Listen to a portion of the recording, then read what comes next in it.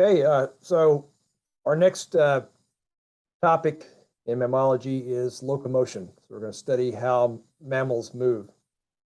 And really, studying how mammals move, you're just studying how this is really a question of how vertebrates move or how anything moves. It really comes down to physics, basic physics. So I'm going to have, since I'm not having in-person lectures this week, but next week I'll have some specimens out that will illustrate some of these principles we're going to study and see. In particular, I have leg bones of ungulates. So you'll be able to get your hands on those and see the actual characteristics that we're going to study here. So think about how mammals walk and run. Much of that is reflects, just like the teeth reflect the lifestyle, the natural history, what they eat. The foot and the position of the foot and the way the foot comes in contact with the ground reflects the way the animal moves and needs to move around its environment. Pretty much all mammals are fast when they need to be. They can run away, but some mammals tend to be fast most of the time. So think about white-tailed deer. They can walk, of course, slowly. They can sit all day, but they could easily spend much of their day just running and moving very fast. Contrast that to a raccoon or a Virginia opossum or an armadillo, where they're going to be spending most of the day moving slowly, even though they can move rapidly. But if they move more rapidly, they have to move their legs more often. Kind of like if you see somebody out walking a small dog. If you look at the legs, like a Chihuahua, they just, they're moving so fast you can barely see them. You see somebody out there walking just at a normal pace with like a husky, then the legs are moving much more slowly, right? So the husky is getting a lot more out of one step than the Chihuahua is. Basic principles of physics. So if you look at the leg bones of a squirrel, look in particular where the foot comes in contact with the ground. So gray squirrels, if you look at their tracks, they oftentimes leave a heel. You see the whole foot. Raccoons the same way, humans the same way. And this is called plantigrade. And we humans, we just take that for granted. Your heel touches the ground when you're walking normally. Your dog, however, the heel does not touch the ground. The heel is up. The dog walks on its digits, but it doesn't walk on its toe tips. That is reserved for the ungulates. And that's a really nice definition of ungulates. They walk on their toe tips. And what this really is basically about like a ballet dancer. They stand up on their toe tips, and they don't have to awkwardly balance, or it doesn't take any special skill for them to do that. It is enveloped in a hard set of tissues called the hoof, and all the weight is distributed straight up and down like a big skyscraper in a city, straight up and down on a very strong material that has compressional strength, toughness, and they walk. And what they're doing is they're effectively extending that limb out further, making that limb effectively longer. It's called unguligrade. So plantigrade, digitigrade, and unguligrade. And if you go out and you jog and you start running fast, you are temporarily digitigrade. And a gray squirrel, I'm sure, if it needed to, could be digitigrade. But you really can't be unguligrade unless you are a ballet dancer or what we call an ungulate.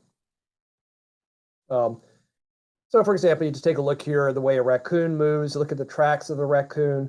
Here's a squirrel. Look at how its feet are in contact with the ground. You can imagine there are advantages and disadvantages to this. Having more contact with the ground, that's more space for pushing off of the ground. It's more stable. Let's look at some video here. For example, watching a raccoon walk.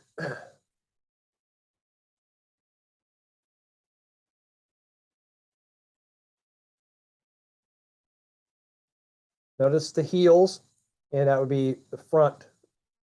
We don't really think of this as a heel, but it is contact with the ground.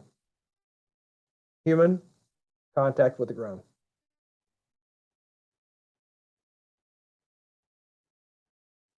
So what's happening here, though, is the raccoon's not getting as much out of that limb that it could. And in fact, if it starts running, I don't know if they have a raccoon picture of raccoons running, but I'm sure they must raise up on their digits the way that human runners do. How about bears? They walk actually similar to humans. They can. Here's a video. This is a real video. This is not faked. Occasionally you'll see this. This is actually a case where probably something was wrong with the bear's front limbs.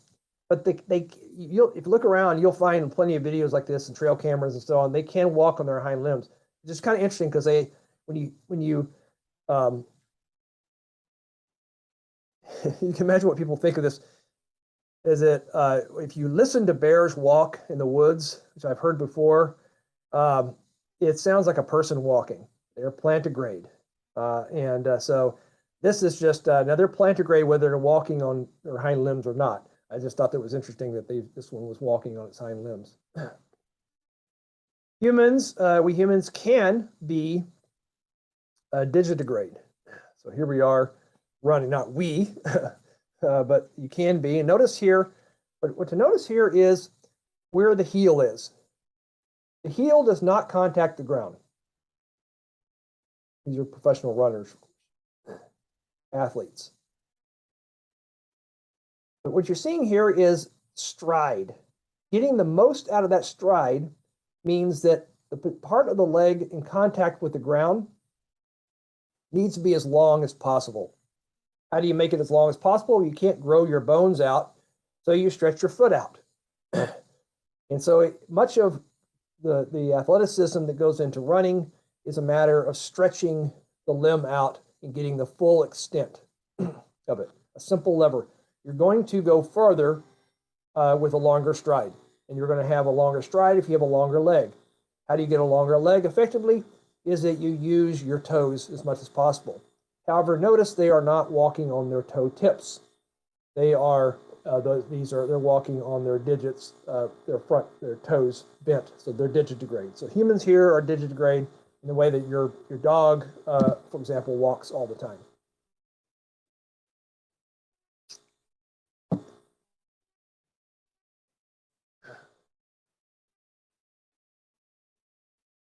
You look at a greyhound. What you see here is not only is the greyhound reaching out as far as it can, contacting the ground with as much of the front part of the limb as possible, which is the digits, is also look at the recovery of that. So look at what happens after the round. It is basically almost it's launching it's with this pace is launching itself forward. So there's also a jump involved here with running. So this is flat out sprinting. I suppose humans do the same thing. Humans do the same thing as a sprint. Is you are there's a certain amount proportion of your overall cycle of stepping is spent above the ground with no contact with the ground. The fact is, for speed walking and speed walking races, the definition is, I believe, you cannot have at any time both feet off the ground, or you're disqualified. So they're digitigrade. They have long limbs, but also, and something else we're going to get to here is look at the spine, stretched out, and then sprung in, bent. So imagine that dog with no limbs at all, just doing this. It'd look pretty silly, but it could move around. So a dog with no limbs at all, a greyhound with no limbs at all, could still flip itself along the ground like an inchworm and get somewhere.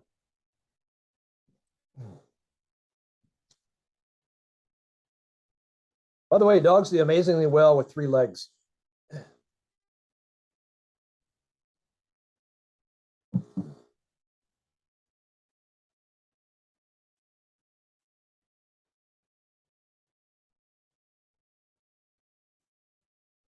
You look at a tract of a mammal,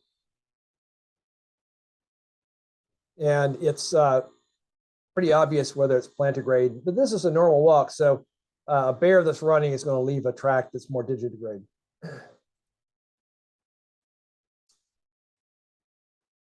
Dogs, cats, many mammals are really cursorial. Cursorial being they are adapted for running or moving fast. And that means extending the limb. The problem with extending, having a longer limb, is that's more weight. And having more weight means it takes more force. It slows you down. So having more weight out the limb. So the rate at which you run is also a function of how fast you can move that limb. The heavier it is, the slower it is per unit force applied. So you're going to have to increase muscle mass, increase force to get it to move just as fast if it was a little heavier. So that's why Major League Baseball, it's cheating. If people try to cheat by having a cork bat, you can have the same bat, same wood strength, and the way it contacts the ball, but it's lighter and you can swing it faster. You're supposed to. Everybody's supposed to have the same obstacle facing them, which is a heavy bat, ash. I think it's made out of ash wood bat that's heavy and hard to swing. And there's unguligrade, and really the hoof really is an adaptation to standing on its toe tips. So needing a hard cap on that surface to be able to have that toe tip. So what do we have here? We have a lengthened limb. Now, think about our feet and hands. We got a lot of bones. Okay, 5, 5, 5. But if I'm going to make this my limb, this part of my foot. So imagine this is my foot. If I'm going to be a runner, I want it to be longer. I'd also like to loosen bones, have some fuse into one. Imagine all these bones fusing into one or two. Why do we have 5 metacarpals or 5 metatarsals down there? Why do we have that? Well, so we have a broad foot. We do the things we do with a foot. Imagine that you had only 2 or 1, like a horse. You look at many ungulates like these cervids, they have 2. Go up above that. You have a fused bone here. What you're looking at right here is an ankle bone, a calcaneus. It means these are fused foot bones.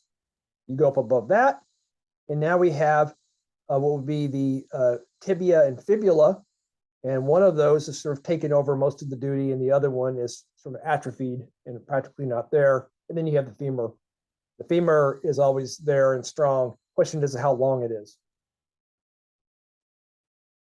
So think about how you get faster. And this is something we see in vertebrate evolution in general. Getting faster.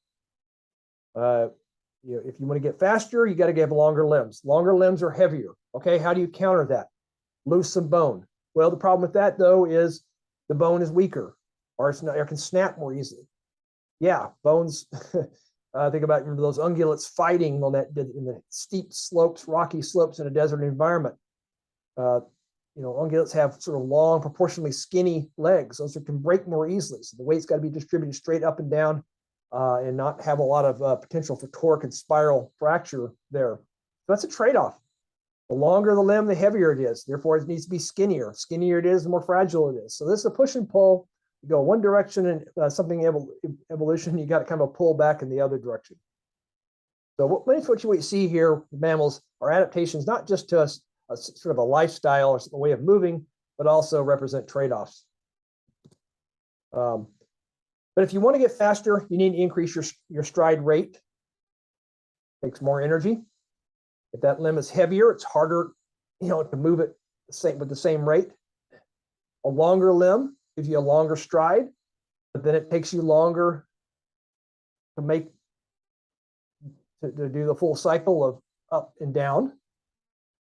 Another way of getting faster is to propel yourself forward.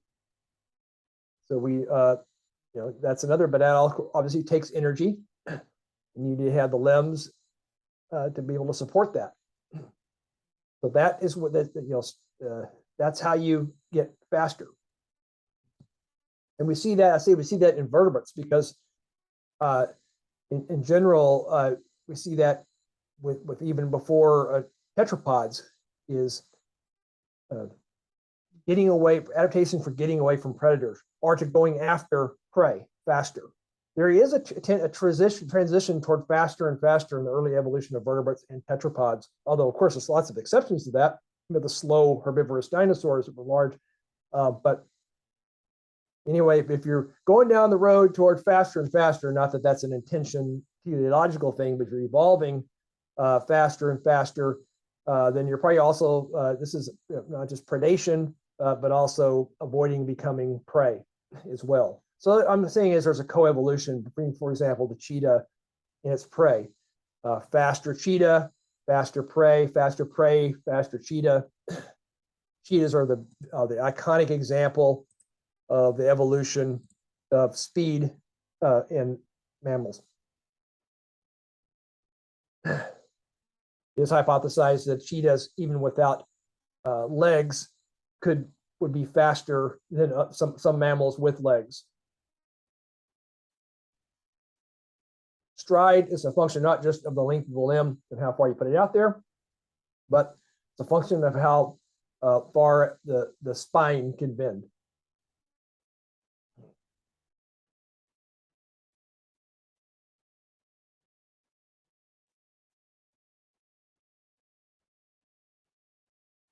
You'll see the bent spine there.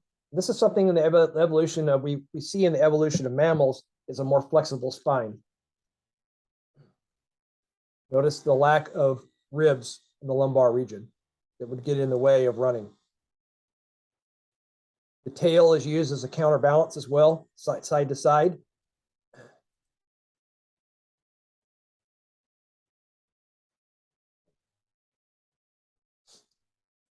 It's fun watching dogs run. You look at compare these bigger, slower dogs to the whippet or the Italian Greyhound here. Look at the curvature of the spine. The Greyhound has the proportionally skinnier, longer legs, but it also bends, is more flexible in its spine than the slower dogs here, like this herding dog here. On the other hand, there are problems and challenges with whippets and Italian Greyhounds in that their bones are more fragile. So they can jump off a chair and injure themselves. Whereas like a border collie, think about what a border collie is adapted to do. I mean, this is of course artificial selection, the border collie, but the border collie, what else? So we've adapted these running dogs for running for races, of course, but the border collie's got to do more than just have speed. The border collie's got to nip at the heels of sheep. It's got to, chase off predators as well. It needs something more than just, it needs toughness and stability in addition to speed. And so you're not going to see the extreme adaptation for running there. It's amazing that a lot of these dog breeds, they're only, many of them are less than 200 years old, which is just mind-boggling that we could have created them that quickly. An inchworm, so-called inchworm caterpillars, a lot of caterpillars do this. Imagine, now they do have legs, but they're mainly moving by just changing the shape of their body. Imagine a cheetah without legs doing this. Theoretically, they could. You see here, so what this shows you here is, this is a model for the contribution of the spine for running. What I mean by just basic physics, a lot of locomotion is just basic physics. Fastest mammal in North America is the pronghorn, and in the long, they can run for longer than a cheetah. Go out to the Great Basin, for example. Sometimes you'll get a little unintentional race with the pronghorn. This one's running full out. I've seen them where they're sort of. I actually have a video on YouTube. I should have brought it up where the Grand Tetons. We watched a group of pronghorn running from a wolf, and they just so easily outpaced it. You could tell they weren't even running like this. They were like running at half speed, and they easily outpaced it. So and then the wolf sat down and howled. I'll find that video. If you look it up, you probably find it. It's public.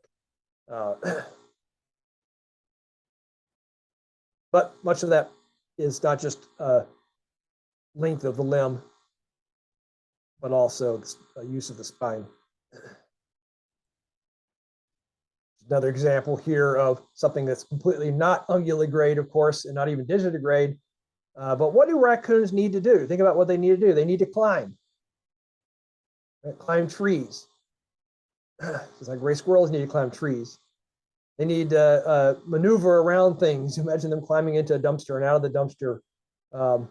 And so, they're just not, you can't be everything.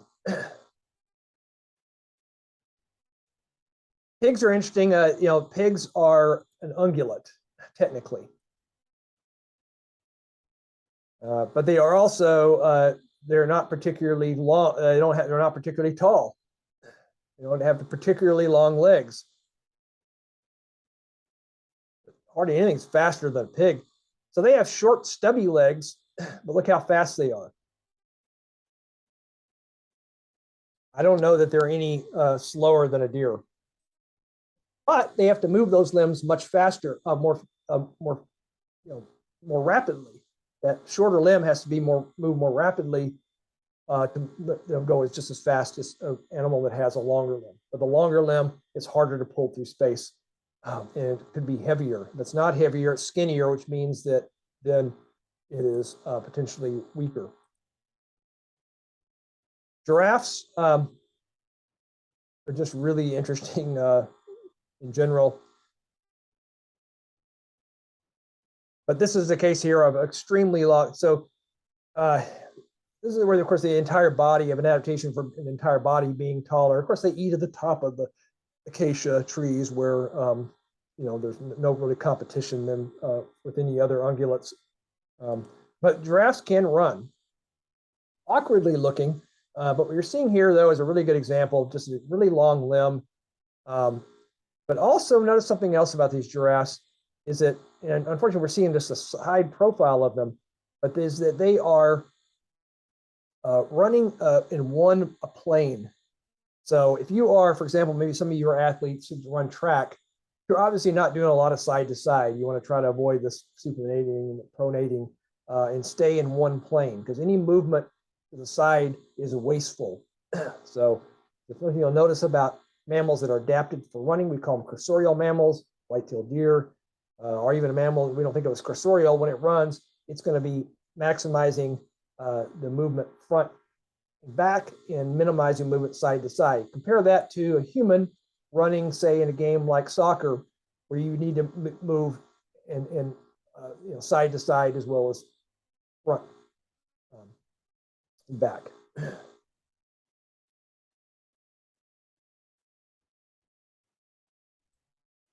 Look at a horse. You have a long extension of that limb, far out as it goes, just like a human running. They have something even more interesting, which is they build up tension like a rubber band in the limb. So the front here, so when we watch this forelimb here, and the animal's left, contact the ground, right there, potential energy is built up like a spring, and then released right there into kinetic energy, giving it a little extra push off the ground. And it didn't take muscle, all completely muscle contraction to do that. It could have used, it just used some of the potential energy that was already there.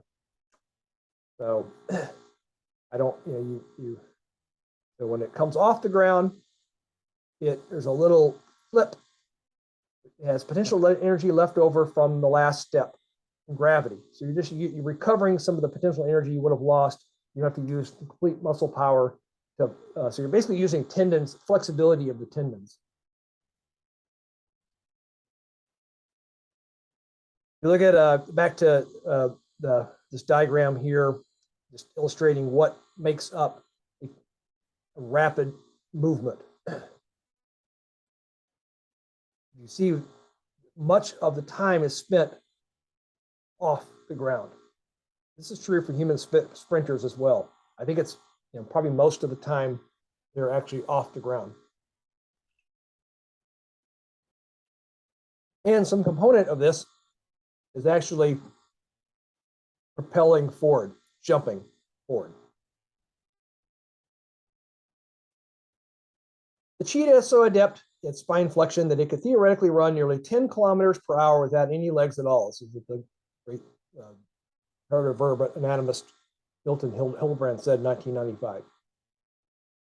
It was modeled, not that anybody's ever tried that, but that's the component. 10 kilometers an hour is just from spine. I'm sure it's the same thing is true for running dogs. So how do they do this? This takes more than just long limbs, bone fusion. We'll see, a horse leg is heavy, but not nearly as heavy as it would be if it had all the bones there that we have. There's something else, though. We have something we don't think of as slowing us down. We like our clavicle until we break it skiing or something like that. If you fall forward by way on your hands, you're going to really in danger of fracturing your clavicle. So if you fall forward, fall down the steps, catch yourself with your hands, you're going to break your clavicle. Why is that? It's not because you contacted the clavicle. It's because the clavicle is a brace. So the clavicle almost is made to be broken. It heals actually pretty rapidly. It just takes on some of the pressure, some of the stress of your flexion of your scapula in your limbs. So it takes some weight off you. It's a buttress, the way that the old Gothic cathedrals are buttressed from the side, so the arch doesn't collapse on itself. So it's a brace, right? Well, imagine getting rid of that brace. And so your dog, your cat, deer, they don't have that brace. They don't have a clavicle. They've lost their clavicle, which is really interesting. By the way, in birds, they have a clavicle we call the wishbone. Same thing. It just provides flexion and the use of potential energy to add a little boost to flying, and also provides the rhythm. But it also gets in the way of running and speed. A brace slows you down. Anything that acts to strengthen is probably going to slow you down. Something that acts for stability is probably going to slow you down.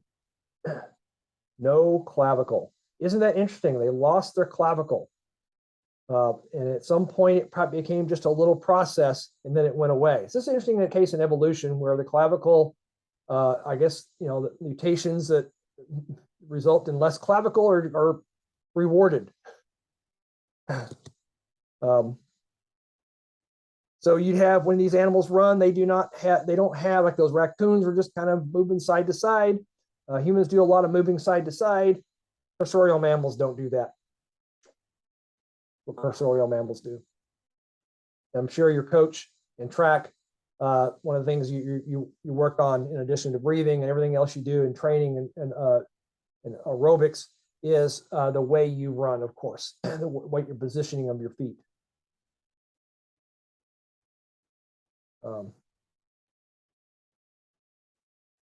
Horses, interestingly, what's for a horse, they are, if you've ever been around horses, you don't want to have a horse being vigilant and got its head up, its eyes big and looking around the horizon, because that's going to be a hard horse to ride and they can get really nervous. For horses, cover for them, a white-tailed deer, cover, a run to cover. White-tailed deer runs into the woods, runs into the ferns, runs back into behind the mountain laurel out there. That's cover. What does a horse do? Runs out into the open. Pronghorn out into the open. That's cover for them. Why? They can see the horizons. So horses really are adapted, or ungulate that adapted for moving. Horses, basically, I can see the potential predators out there and I can get away from them. White-tailed deer, they're also ungulates, also cursorial, but for them, they can propel to get themselves into a deep timber where they can't be seen. unfortunately for them, much of their food is out in the open. For horses, food's all out in the open, and they can get away from predators. Same with giraffes. Many these let me see if this video here comes up. This is the African ungulates. I have a friend who works in Africa, the Impala Research Station in Kenya. I never visited, unfortunately, but the common tree out there in East Africa is this out in the savannas is this acacias. And a lot of them are really short. Some of them are tall. They're different heights, but they're really not very palatable. The good tasty stuff is hard to get to. There's thorns, and so what you see is this millions of years of evolution. We're feeding at different heights in the acacias. So look at this though. Look at that great illustration of ungula grade.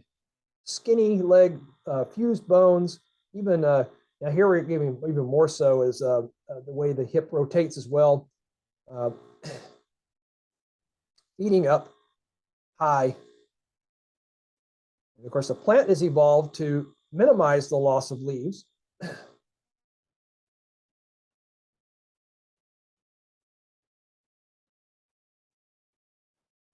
Pretty amazing. Hip rotation, though, is something that is adapted. Not all ungulates are adapted. This picture here shows, just this picture you can see here in this frame shows the problem with being a herbivore, though, is that you have those longer, skinnier legs, and they're more likely to break, and they become unstable if you have to pivot.